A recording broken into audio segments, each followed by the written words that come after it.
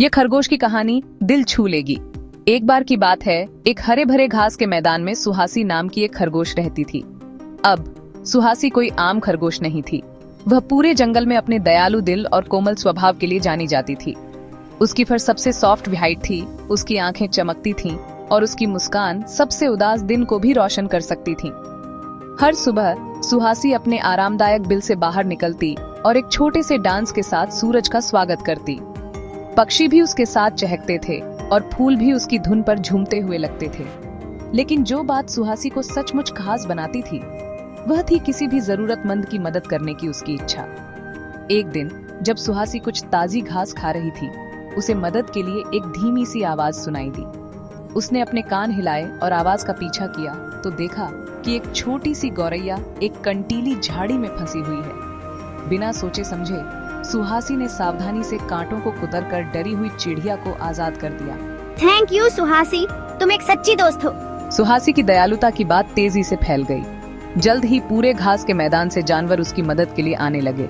खोए हुए शाहबलूत ढूंढना हो, एक चिड़चिड़े हेजहॉग को खुश करना हो, अपनी पसंदीदा गाजर केक की रेसिपी शेयर करना हो, सुहासी हमेशा सबके लिए टाइम निकालती थी।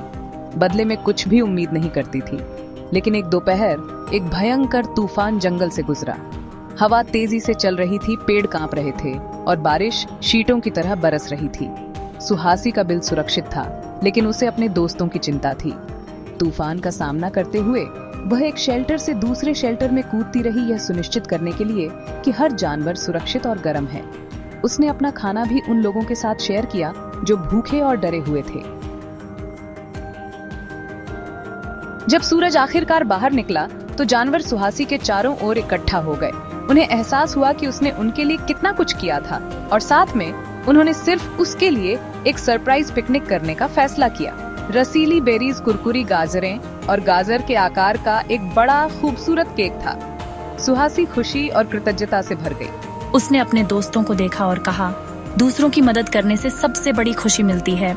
जब हम एक दूसरे की केयर करते हैं तो हर दिन थोड़ा और ब्राइट हो जाता है।